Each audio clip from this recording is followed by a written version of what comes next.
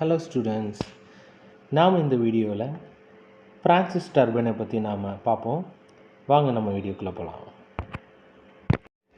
Invention of Francis turbine. Francis turbine ஆனது முதல் modern hydro power turbine என்று அழைக்கப்படுகிறது.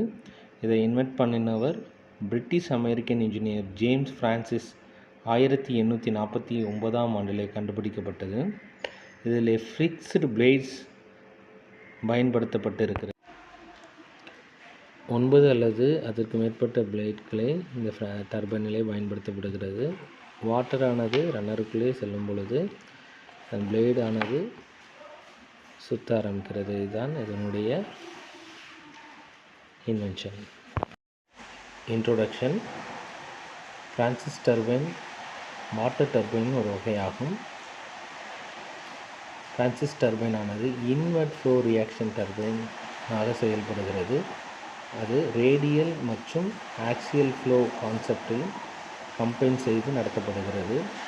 அதிகமாக வாட்டர் டர்பைனிலே பயன்படுத்துகிற டர்பைன் ஃப்ரான்சிஸ் டர்பைன். இது எஃபிஷியன்சி 95% கிடைக்கப்படுகிறது.